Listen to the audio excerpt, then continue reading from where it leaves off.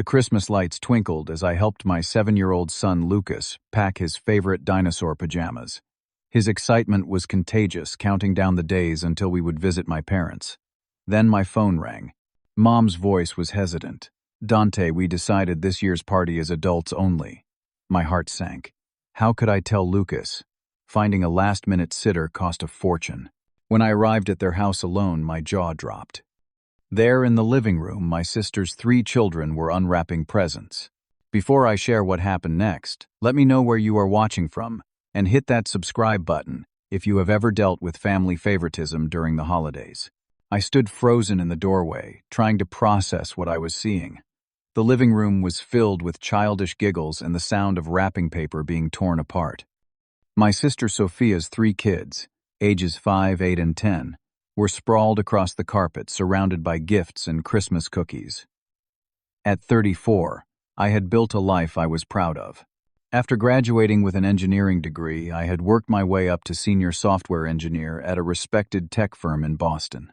The past few years had been challenging since my divorce, but I had adjusted to being a single dad. Lucas was my world, and I did everything possible to give him stability and love despite the circumstances. What my parents did not acknowledge was how much I had sacrificed for them. When Dad had his heart attack 4 years ago, I paid the $20,000 hospital bill their insurance did not cover. Last year, when their roof started leaking, I covered the $8,000 repair costs without hesitation. Every month, I quietly transferred $1,500 to their account to supplement their retirement income. I never mentioned these contributions to anyone. They were simply what a son should do for his parents.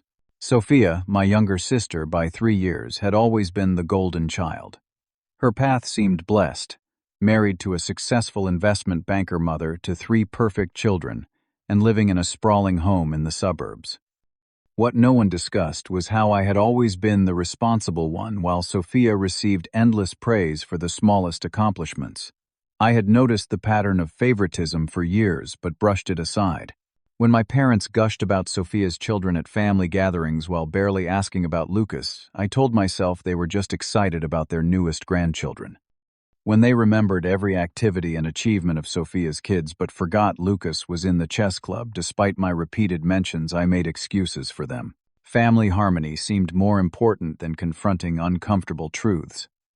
This Christmas was meant to be special. The divorce had been finalized just 10 months ago, and Lucas was still adjusting. His mother had moved across the country for a job opportunity, leaving us to navigate holidays and weekends with video calls. I had spent weeks planning the perfect Christmas to make new memories with my son, carefully selecting gifts, helping him make homemade ornaments for his grandparents, and teaching him to bake the cinnamon rolls my grandmother used to make. I had prepared a basket filled with holiday treats. Lucas had helped me bake 3 different types of cookies and selected a bottle of my father's favorite whiskey. We had wrapped all the gifts together with Lucas insisting on using extra tape to keep the surprise inside. He had been talking non-stop about seeing his grandparents for days. Then came the phone call just 2 days before Christmas. Mom explained in a hesitant voice that they wanted a mature celebration this year. "You know how children can be so noisy and disruptive," she said. "We just want a quiet, adult evening." When I asked if this applied to Sophia's children too, Mom mumbled something about already having made arrangements and changed the subject. The scramble to find childcare 2 days before Christmas had been nightmarish. My regular sitter was visiting family, and every service was booked solid. I finally found a college student willing to watch Lucas for triple the normal rate. The look in my son's eyes when I told him he could not come still haunted me. Confusion, followed by quiet acceptance. I had lied saying Grandma and Grandpa were not feeling well and wanted to keep the gathering small. The guilt weighed heavily as I drove to my parents' house alone. Now, standing in the doorway watching my nieces and nephew enjoy the Christmas I had promised my son, I felt something inside me crack. My father noticed me first, his smile faltering as he registered my expression. "Dante, you made it," he said, too loudly, glancing nervously at my mother, who was emerging from the kitchen. Sophia sat on the couch, a glass of wine in hand, watching her children with a self-satisfied smile. She looked up at me without a trace of surprise or embarrassment. "What is this?" I asked quietly, setting down the basket of treats I had brought. I thought there were no children allowed at the party this year. My mother fidgeted with her necklace, a nervous habit she had had for as long as I could remember. "Well, the situation is a bit different with Sophia's children. They are. Well, they are very well behaved, and Lucas is not." The words came out sharper than I intended. My father stepped in, patting my shoulder awkwardly. "Now, Dante, you know Lucas can be a bit energetic. Remember Thanksgiving when he knocked over the gravy boat, and last Easter when he was running through the house. He is 7 years old, Dad. That is what children do." I kept my voice even aware of the curious glances from my nieces and nephew. Sophia rose from the couch, smoothing her perfectly pressed slacks. "The kids have been looking forward to Grandma and Grandpa's Christmas all month. They have been practicing their table manners specially." The implication hung in the air. Her children deserved to be here while mine did not. "Lucas has been looking forward to it too," I said. "He helped me bake all the cookies in that basket. He made ornaments for both of you." I directed this at my parents, who had the decency to look uncomfortable. "Dante, perhaps we can discuss this in the kitchen," my mother suggested, glancing meaningfully at the children who were pretending not to listen. I nodded stiffly and followed my parents into the kitchen, leaving Sophia with her children. The kitchen was warm and smelled of roasting turkey and cinnamon, scents that usually brought comfort, but now felt like a mockery of the family gathering Lucas had been denied. "We did not mean to upset you," my mother began, arranging napkins that were already perfectly aligned. "It is just that Sophia's children are a bit older, and they are used to formal gatherings." "Lucas is only 7, my father added, as if I needed reminding. "He is still learning self-control. We thought it might be easier for everyone if he joined us for other occasions instead." I stared at them, these people who had raised me, trying to understand how they could be so blind to their own bias. Did Sophia suggest this adults-only party? The glance they exchanged told me everything. My suspicions grew stronger when I excused myself to use the bathroom and took a detour past the guest room. The door was slightly ajar, and I could hear Sophia's voice from inside. "Of course, Mom and Dad agreed with me," she was saying to someone, presumably her husband, on the phone. "I told them Lucas is simply too disruptive for a proper Christmas dinner. Last time he was here, he talked non-stop about those dinosaurs and interrupted every conversation. My kids know how to behave at the dinner table." I lingered, heart pounding with growing anger. "No, Dante has no idea. I suggested it," she continued. "Honestly, he should thank me. He gets a night off from single dad duty, and we do not have to spend the entire evening listening to Lucas's chatter or watching Dante struggle to control him." I moved away before she could discover me, eavesdropping, my mind racing. Lucas was not perfect. No child is. But he was a normal, healthy boy who got excited about things he loved. Yes, he knocked over a gravy boat at Thanksgiving when he was helping clear the table, something my parents had asked him to do. And at Easter, he had been running because his cousin Jack had started a game of tag. I returned to the kitchen under the pretense of offering to help with dinner preparations, but really wanting to observe my parents more carefully. They were speaking in hushed tones by the refrigerator. I pretended to check my phone while straining to hear their conversation.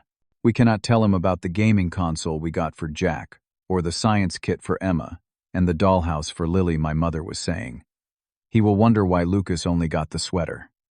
My father nodded. "Sophia said Lucas would just break the expensive toys anyway." "She has a point. Remember how he lost that action figure we gave him last year? He did not lose it," I interrupted, unable to contain myself any longer. "Your cat knocked it under the couch, and Lucas was too polite to look for it in your house without permission. We found it when we visited for your birthday, Dad." My parents jumped, startled by my presence. The guilt on their faces confirmed everything. They had bought lavish gifts for my sister's children while getting my son, their own grandson, a simple sweater. The disparity was so blatant it took my breath away. Dinner was a tense affair. Sophia's children were seated at the main table while a folding card table had been set up in the corner, presumably where Lucas would have eaten had he been allowed to attend. The symbolism was not lost on me. I pushed the food around on my plate, appetite gone. Sophia dominated the conversation, regaling everyone with stories of her children's accomplishments. Jack's soccer trophies, Emma's accelerated reading program, and little Lily's ballet recital. My parents hung on every word, offering effusive praise. "How is Lucas doing in school?" my father eventually asked, seemingly remembering his other grandson existed. Before I could answer, Sophia interjected. "Oh, I meant to ask, is he still having trouble with math? Jack was doing multiplication in first grade." The condescension in her tone was the final straw. I set down my fork with deliberate calm and looked directly at my parents. "Why are Sophia's children here when I was specifically told no children were allowed at Christmas this year?" The table fell silent. Even the children sensed the tension, their forks pausing midair.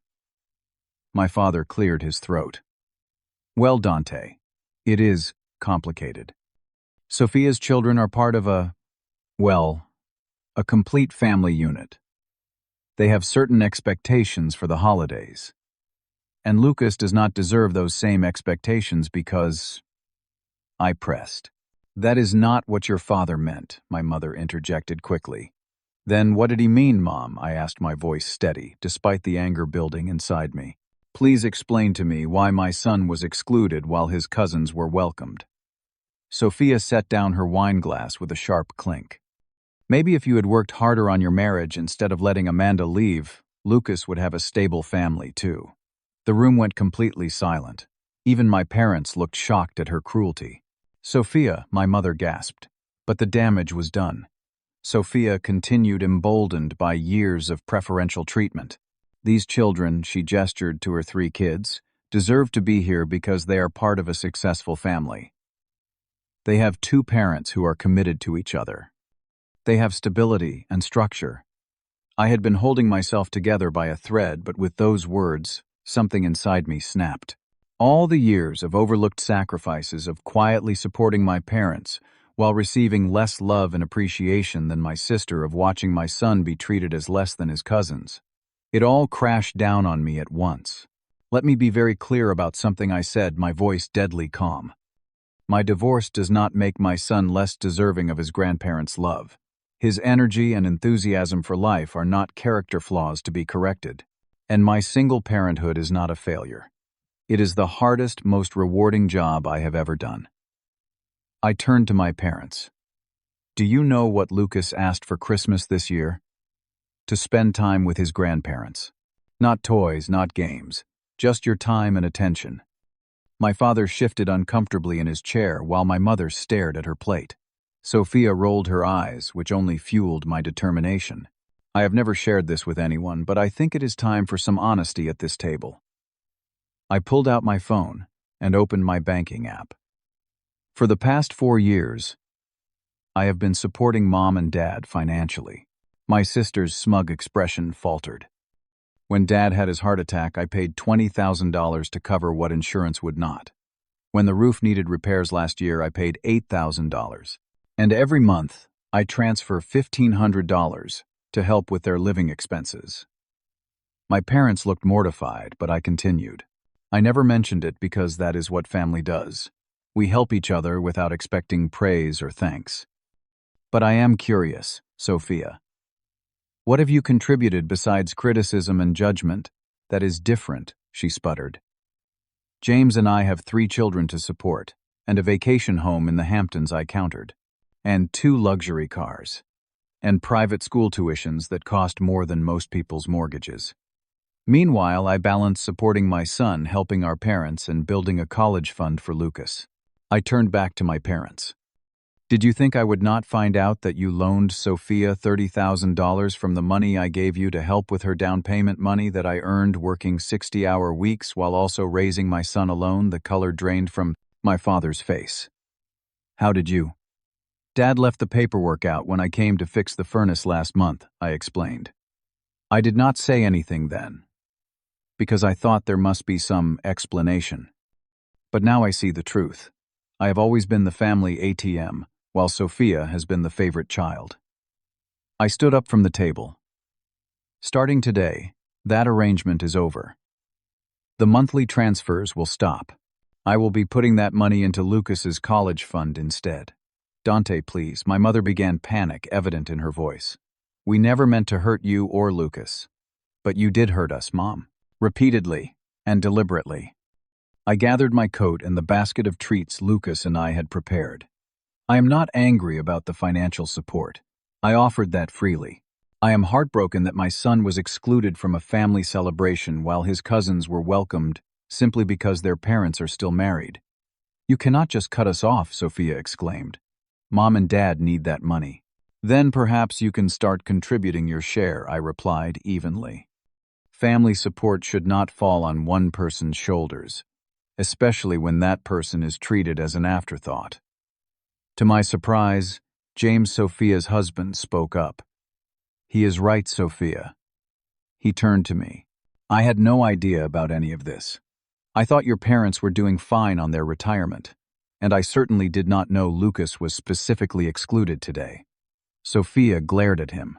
"Whose side are you on? The side of basic decency," James replied, looking genuinely disturbed. "These are not the values I want our children learning." I picked up my phone and called the sitter. "Hi, Hannah, it is Dante. Would it be possible for you to bring Lucas over to my parents' house?" "Yes, plans have changed. We will be staying for dinner after all." My mother's eyes widened. "You are bringing him now?" "Yes, Mom. Either all the grandchildren are welcome or none of them are. Lucas deserves to be here just as much as Jack, Emma, and Lily. If you disagree, then I will take all 4 kids out for pizza and ice cream while you have your adult dinner." For the first time in my adult life, I saw something shift in my parents' expressions. Respect, perhaps, or the realization that they could not manipulate me any longer. "Of course he is welcome," my father said quietly. "We have been unfair." As I waited for Lucas to arrive, I made one thing clear to everyone in that room. This is the last time I will tolerate any member of this family treating my son as less than. The next time it happens, we will not be back. Not for Christmas, not for birthdays, not for any occasion. And I suggest you all think very carefully about what kind of relationship you want with us moving forward. That Christmas marked a turning point in our family dynamic. When Lucas arrived, his face lit up with surprise and joy at being included after all. I watched with a mixture of pride and protective vigilance as he politely greeted his grandparents and cousins, careful not to knock anything over despite his excitement. The rest of the evening was awkward but illuminating. My parents made obvious efforts to engage with Lucas, asking about his dinosaur collection and the chess tournament he had participated in at school. Sophia remained coldly polite, but her husband James went out of his way to include Lucas in games with his cousins. I declined to stay overnight as originally planned. Instead, Lucas and I drove home that evening with promises to FaceTime the next day to open presents together. I wanted to create some distance while everyone processed what had happened. The following day, I organized an impromptu Christmas celebration at our apartment. I invited 2 other single parents from Lucas's school, along with their children, plus a few colleagues who did not have family nearby. Our modest living room was soon filled with laughter, honest conversation, and genuine warmth that had been missing at my parents' formal gathering. Watching Lucas play board games with his new friends, I realized we had stumbled upon something special. These people, some of whom I had only known for months rather than decades, showed more authentic care for my son than his own relatives had. They asked him questions and actually listened to his answers. They praised his kindness when he helped a younger child set up a new toy.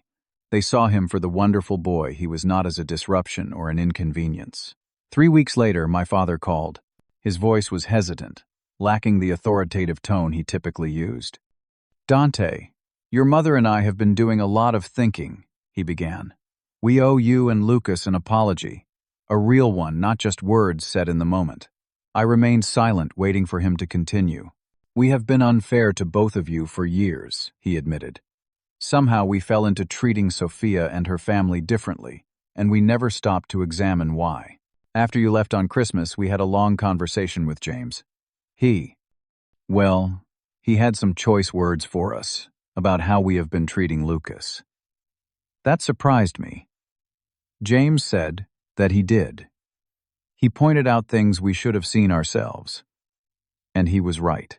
My father cleared his throat. "We would like to see Lucas this weekend if that is okay with you. Not at our house. Somewhere fun for him. Maybe that dinosaur museum he has mentioned." It was a small step, but a meaningful one. "I will talk to Lucas and see what he thinks," I replied, unwilling to make the decision for my son. When I mentioned it to Lucas, his reaction was immediate and enthusiastic. "The dinosaur place with Grandpa and Grandma. Can we go tomorrow?" His capacity for forgiveness humbled me. I set clear boundaries for this new phase of our relationship with my parents. They would need to demonstrate consistent respect and equal treatment. No more last-minute exclusions, no more obvious favoritism with gifts or attention. Most importantly, no more comments about our broken family. Sophia was another matter entirely.